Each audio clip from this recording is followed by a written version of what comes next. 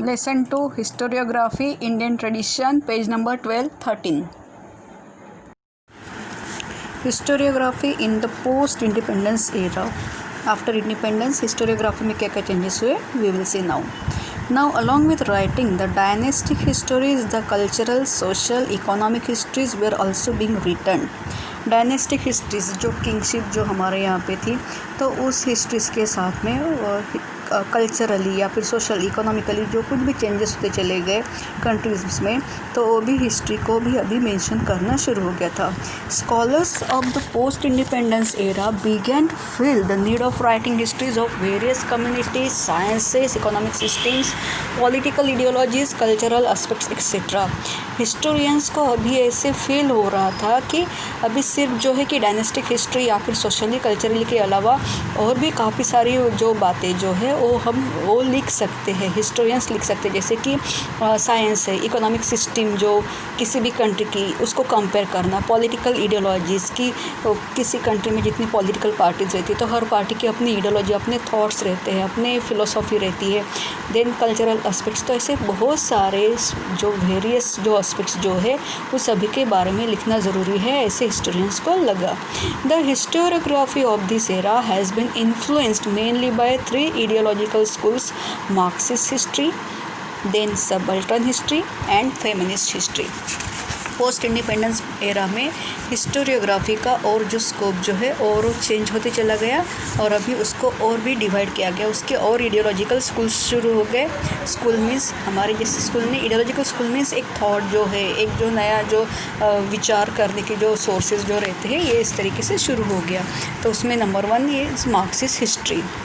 The concern for the means of production, modes of production and the industrial relations were at the center in the writings of Marxist historians. In the first lesson we had seen the theory of Karl Marx. Karl Marx की जो theory जो है कि उन्होंने किस बात पे attention दिया हुआ है कि means of production, जो production होता है तो कैसे होता है, उसके बाद में modes कहाँ से वो किया जा सकता है, और industrial relation, इन 3 बातों को सेंटर करके, इन 3 बातों को फोकस करके जो है मार्क्सिस्ट हिस्ट्री लिखी जाती है. Accordingly, to analyze the impact of every social event of significance has remained the basic theme of Marxist historiography. और इसी को रखते हुए कि इस बात को एनालाइज किया गया कि अगर कुछ चेंजेस होते हैं तो उसके लिए सोशल इवेंट जो है कि उसका असर किस तरीके से होता है, यही मार्क्सिस्ट हिस्टोरियोग्राफी का बेसिक थीम था. Marxist historian in India studied the transitions with in the caste system. हमारे यहाँ पे इंडिया में जो है मार्क्सिस्ट हिस्टोरियन ने जो कास्ट सिस्टम में जो ट्रांजिशंस, जो चेंजेस आते चले गए, उसकी भी उन्होंने स्टडी की थी. Among the notable Indian historians who adopted Marxist ideological framework, scholars like Damodar Dharmanand Kosambi, comrade Shripad Amrit Dange, Ramsharan Sharma, comrade Sharad Patil have contributed notably. तो यहाँ पे जो कुछ हिस्टोरियंस के नाम दिए जिन्होंने मार्क्सिस्ट आइडियोलॉजिकल फ्रेमवर्क को एक्सेप्ट किया था. जैसे कि ये तो यहाँ पे एक दिया हुआ है word comrade. The one who follows, जो फॉलो करते हैं, या फिर जो उनके जो जैसे हम लोग कलीग्स बोलते हैं, जैसे आप स्कूल में हो तो आप लोग क्लासमेट एक दूसरे के रहते हो, तो ये मार्क्सिस्ट लोगों में जो रहता है कि जो कोई लीडर जो रहता है तो उसको कॉमरेड कहा जाता है.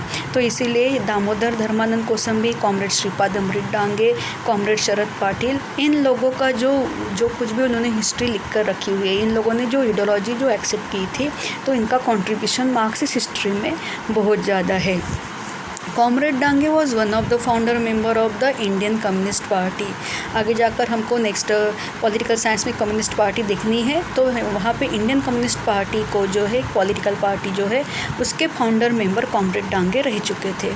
Primitive communism to slavery, the book written by him represents Marxist historiography. उसके बाद में प्रिमिटिव कम्युनिज्म टू स्लेवरी, ये जो बुक जो है वो मार्क्सिस्ट हिस्टोरियोग्राफी की जो आइडियोलॉजी जो है उसको काफ़ी अच्छी तरीके से रिप्रेजेंट करने का काम करती है. Then subaltern history. The seeds of subaltern history are found in the Marxist historiography. Subaltern history भी जो है अगर हम कहीं पे रूट्स देखेंगे, सीड्स देखेंगे, तो मार्क्सिस्ट हिस्ट्री की एक दूसरी ब्रांच जो है, ऐसे हम उसको बोल सकते हैं सबल्टन हिस्ट्री को.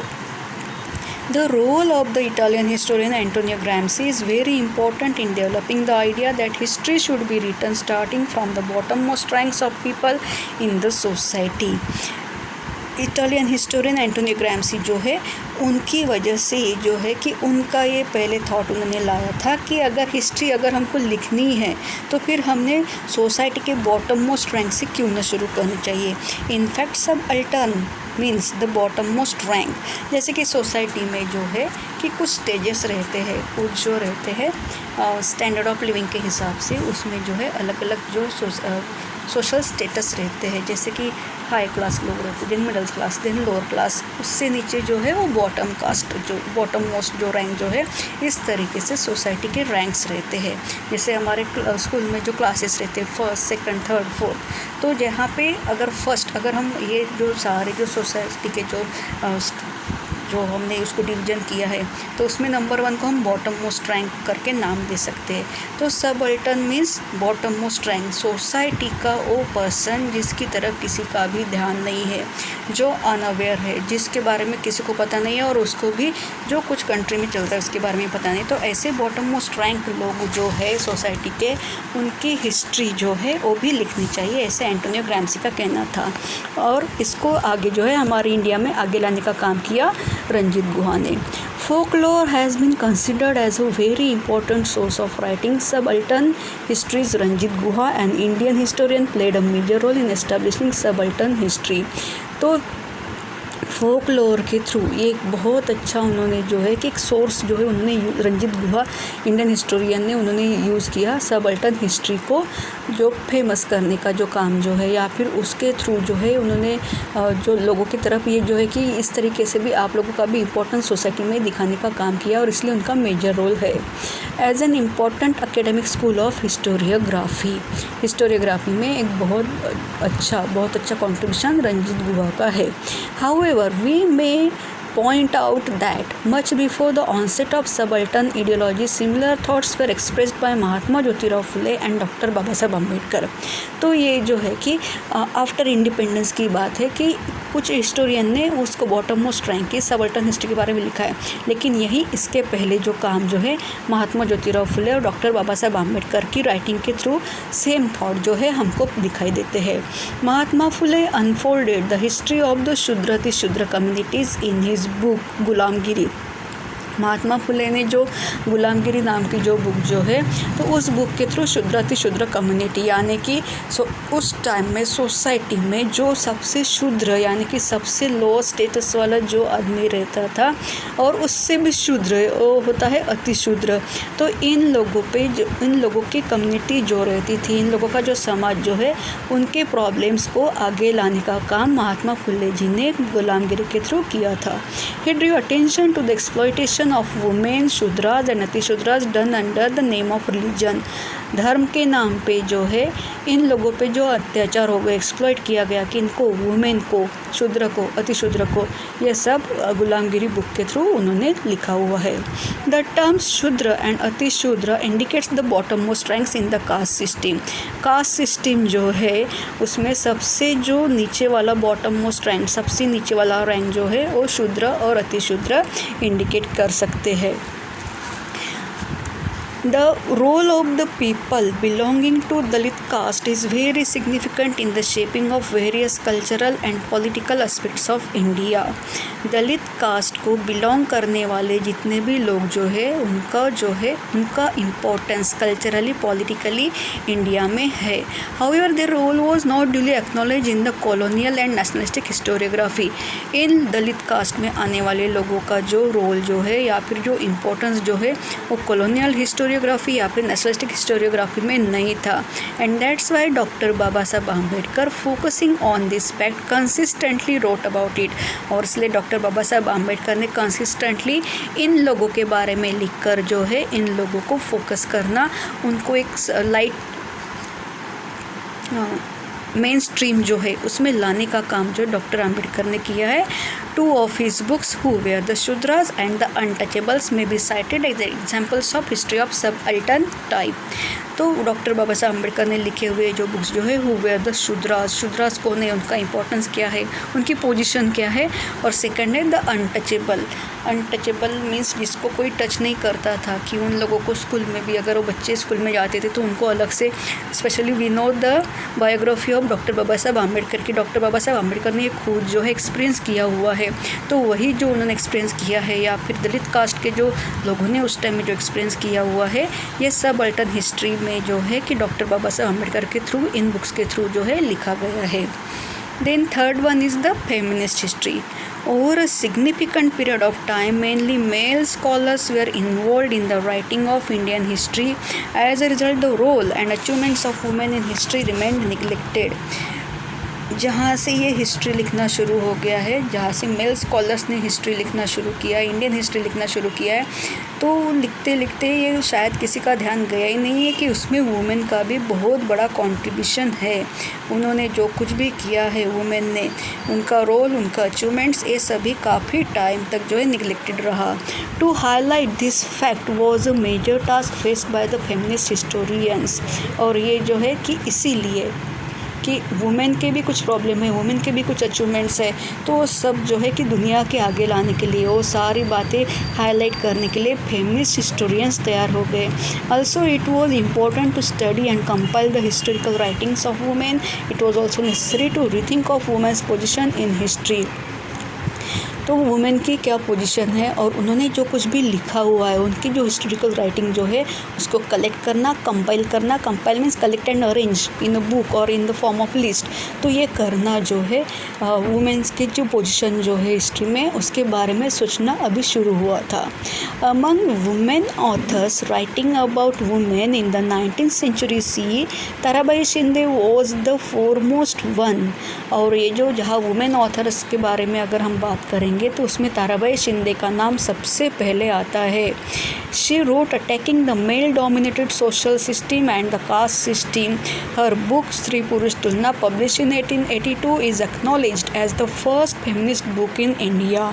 फीमेल के प्रॉब्लम्स को लेकर उस टाइम की जो मेल डोमिनेटेड सोशल सिस्टम जो थी या फिर कास्ट सिस्टम के थ्रू भी वुमेन के साथ में जो कुछ भी एट्रोसिटीज़, जो कोई भी उनका एक्सप्लॉयटेशन जो होता था, वो सब ताराबाई शिंदे ने 1882 में स्त्री पुरुष तुलना इस बुक में जो है लिखा हुआ है। स्त्री पुरुष तुलना मीन्स मेल फीमेल का कंपैरिजन कि सोसाइटी में आज भी जो मेल फीमेल की इनइक्वालिटी हमको दिखाई देती है, तो 1882 के टाइम पे कितनी होगी।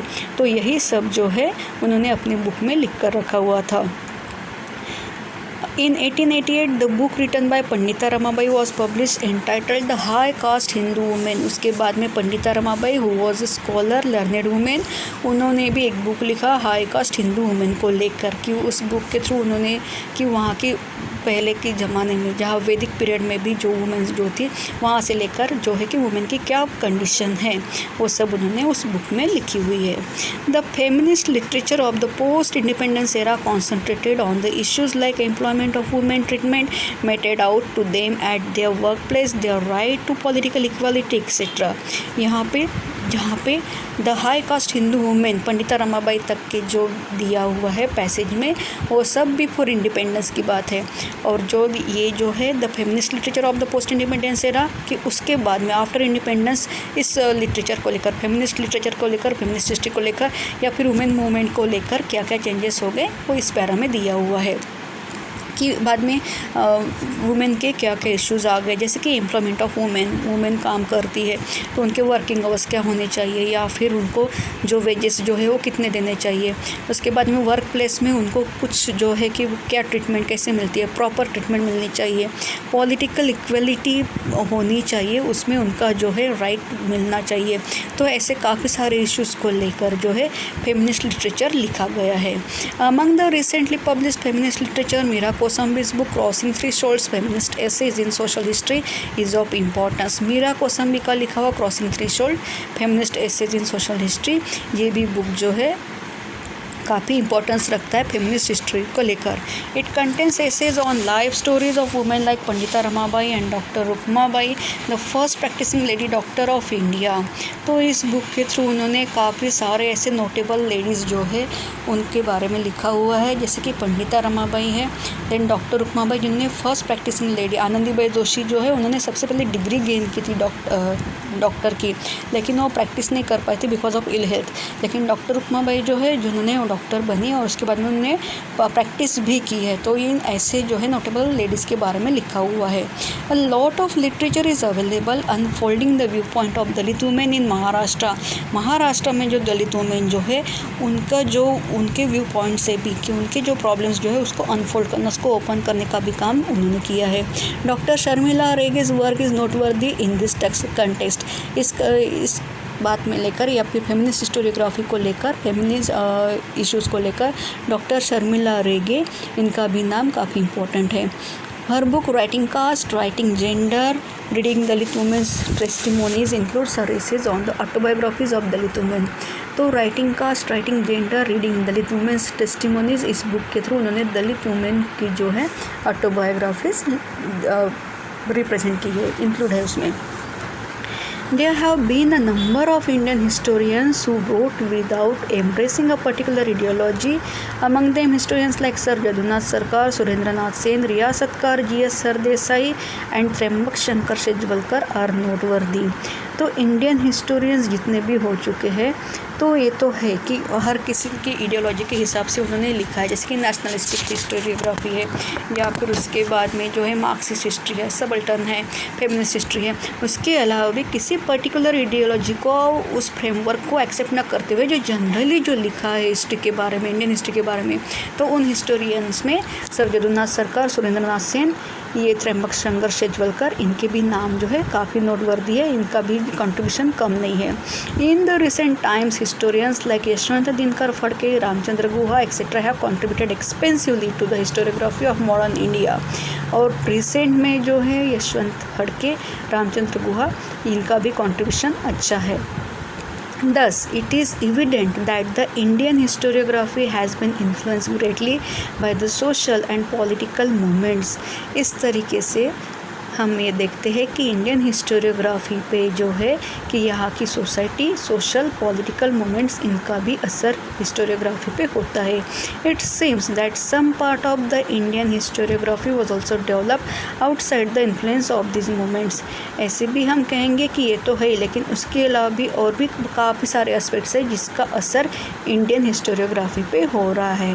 Here is a box publication of Marathi Riyasat by Govind Sakharam Sardesai was a momentous achievement in the field of Indian historiography. His work became so famous that people began to address him as Riyasatkar. He published several volumes of Maratha history.